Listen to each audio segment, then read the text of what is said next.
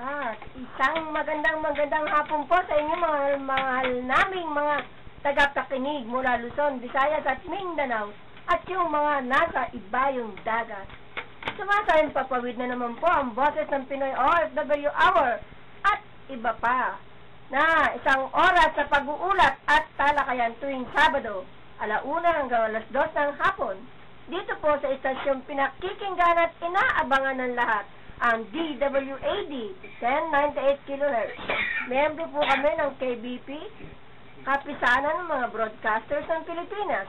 Ito po ang inyong lingkod, Remy Jacobo, nagpupugay at bumabati sa inyong lahat ng maligayang pakikinig.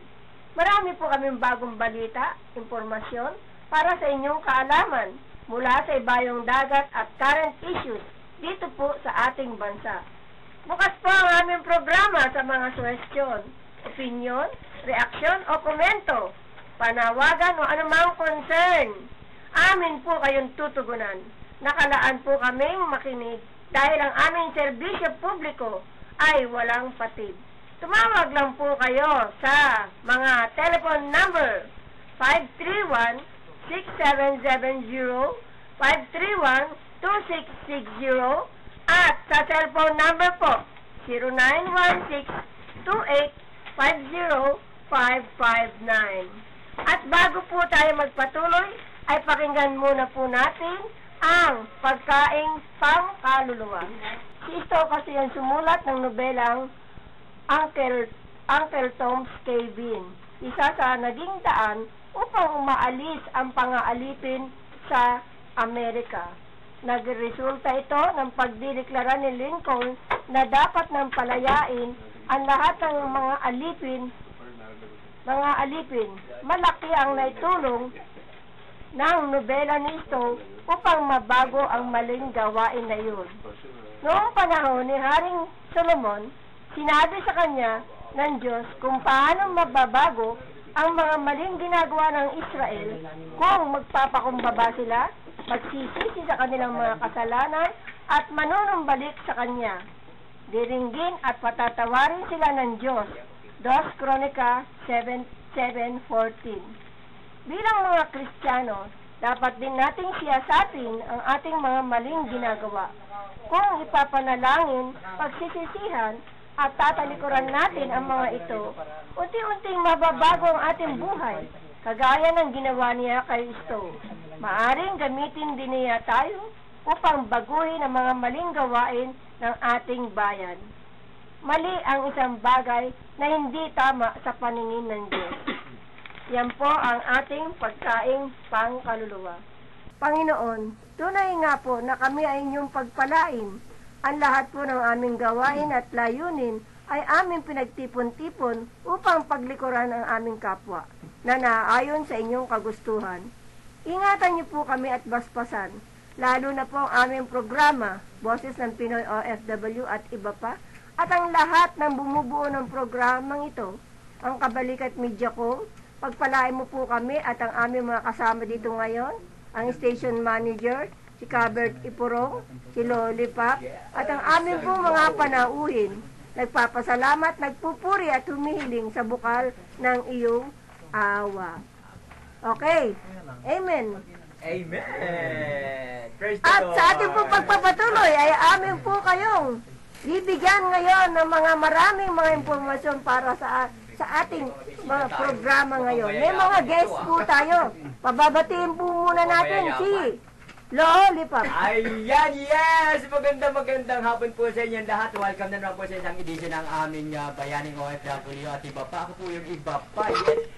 At makinig lang po kayo sa oras sa aming pagtatangalan ngayong araw na ito. Kahit po umuulan, nandito pa rin kayo nagsiservisyo. Grabe.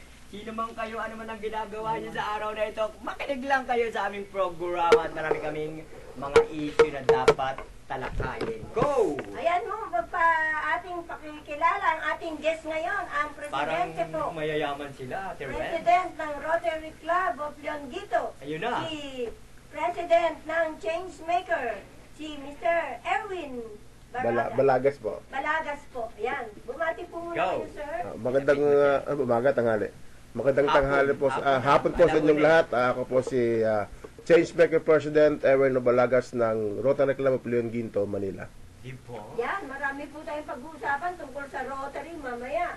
At sino pang babati? Si Kajin, ang isa Si pang Kajin. member ng, siya po ang, ano siya, service? Vocational Service. Vocational Vocational service. service po. Director ng Vocational Service. ng Rotary Club of Leon Ginto. Bongga. Sige, bati ka na, Din. Bate, sir. Magandang hapon po sa inyo lahat. Binabati ko po ang si Alma Sewell Maraglag Salak Salak. on her 6th birthday today, August 6. Siya ay anak ng ating pamangking si Jagilo Kayo. at Ramel ng Area 4, Level Sitio life, Payo, Yan. Old Balalaki City. More Yan. birthdays to come. Okay.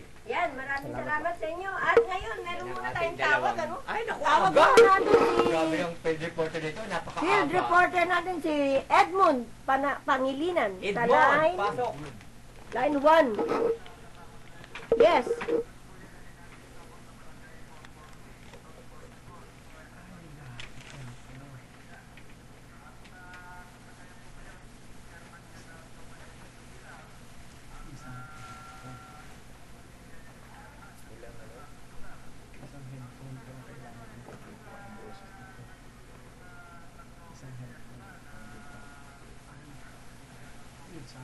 Happy Fiesta.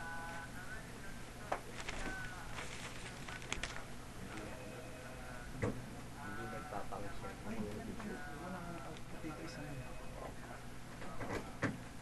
Yes, sir. Good afternoon po, Chairman. Yes. Sampung lugar po yan, Chairman. Chairman Sampaloc po, okay? District 4, di ba? Opo, kumusta naman po dyan sa inyong barangay? Kinasasakupan. Yung nasasakupan.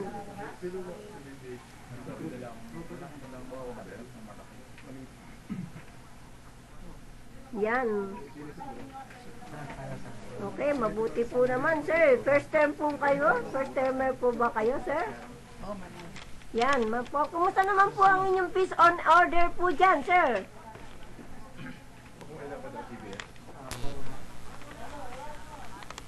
Opo, dinusunod ninyo yung ordinansa na bawal ang mga minor de edad. Sa gabi, ano po, hanggang madaling araw, ano po, di ba?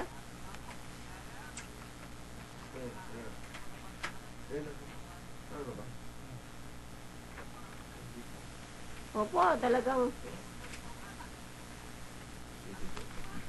at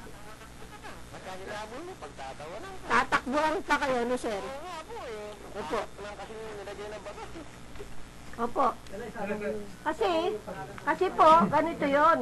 Ang mga kabataan na yan, meron ng ordinansa, pero hindi naman natin pwede ikulong, di po ba? Kasi dapat po pagsabihan yung mga magulang, sir.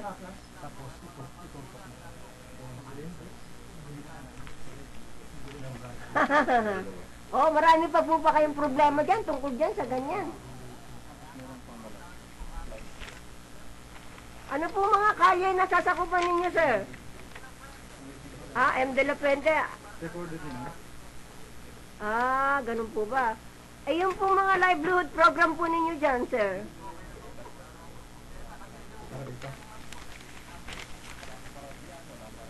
Opo, yung mga kagawad naman, wala kayong mga problema sa mga kagawad ninyo. Opo, kasi piyesta ng San Roque, no po? Yan. Di siyempre, may ano kayo dyan, may party, may pahandaan kayo. Pwede po ba kami mapunta dyan, sir? Okay. Okay. Maraming salamat po sa inyo, sir. At meron po kayong gustong iparating sa inyong mga constituents dyan.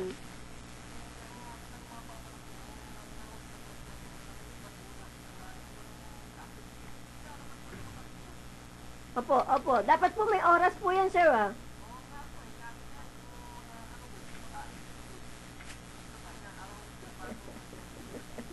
Yan nga po, mahirap po pong pagsilbihan yung mga ganyang katigas ang ulo mga kabarangay natin, di po ba?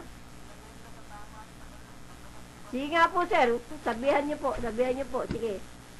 O yung mga constituent, mga kabarangay ni Chairman, pangalan?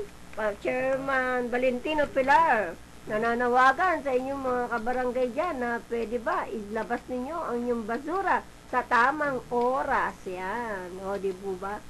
Para hindi po nakakalat dyan sa kalsada na yun, unang-una nakakayantingnan at nagbibigay pa ng sakit. Kaya maawa po kayo sa inyong mga kabataan dyan. Yan. O, di po ba? Yan. Maraming salamat po sa inyo, Chairman. Mayroon po kayong panghuli pang mga sasabihin, parting words.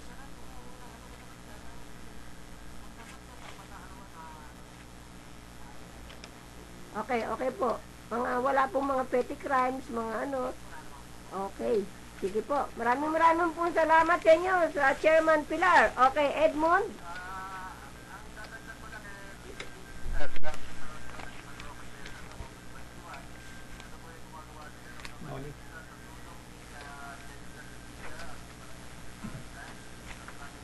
Malakas yata yung ano nyo dyan.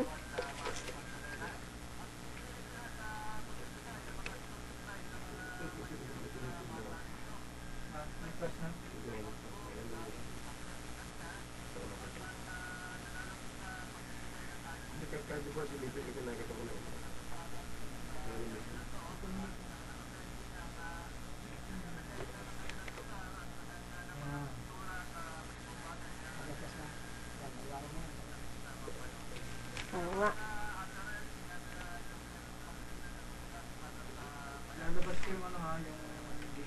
Thank you, Edmund. Thank you. At sa atin pong pagpapatuloy, natin na naman po ang ating mga balita ngayon. Yes. Yan, umpisahan po ni Lollipop. Correct. Yan.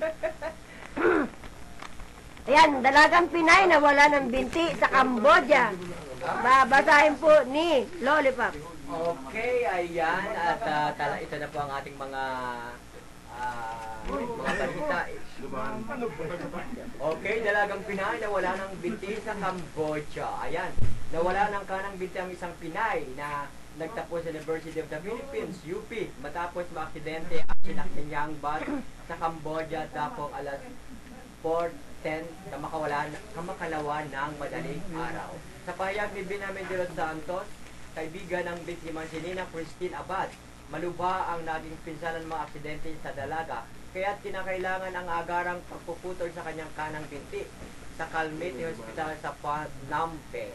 Napagalaman na nagbabakasyon si Abad sa Cambodia nang sumalpok ang sasakyan, bus, sa Kampuchea Angkor Express ng isang truck nitong Lunes habang binabaybay nila ang Piembro Nompe, lalawigan ng Phray Veng. Kabilang si Abad sa 5 pasahero na malubhang nasugatan habang 27 naman ang bahagyang nasugatan dahil sa umano'y aantok-antok na suffer ng bus. Nagtungo sa Vietnam si Abad upang dalawin ang mga kaibigan hanggang magpasya na pumunta sa Cambodia. Naganap ang insidente sa kanyang pagbiyahe pabalik sa Vietnam. Si Abad ay nagtatrabaho sa isang call center sa Maynila, ay miyembro ng UPLB Development Communication. Pambalita natin. Yan, kawawa naman yung Pinay, ano, di ba? Kaya nga. Nawala ng binti. Nawala ng Yan. binti. Dahil dahil sa isang aksidente. Saka walang anuhan ng disiplina Kawalan- ng driver. Yan, ang driver. Kakaloka. Kasi doon pabilisan ng takbo, di ba? Yes. Ayan, meron pa tayong balitang OFW. Ang sabi ng DOLE sa mga OFWs, walang trabaho sa Spain. Kaya binalaan ng Department of Labor and Employment Secretary Rosalinda Limapilis Baldos ang mga OFWs kaugnay ng pagtatrabaho sa Spain. Ang babala ay pinalabas bunsod sa tinanggap na ulat ng DOLE mula kay Philippine Labor Attaché sa Spain, Ramon T. Chonloc Jr., na bagamat mababa ang bilang ng mga Pinoy na walang hanap buhay sa Spain, na siya ring daing ng iba pang mga dayuhan, ang trabaho ngayon para sa mas maraming OFW ay mailap.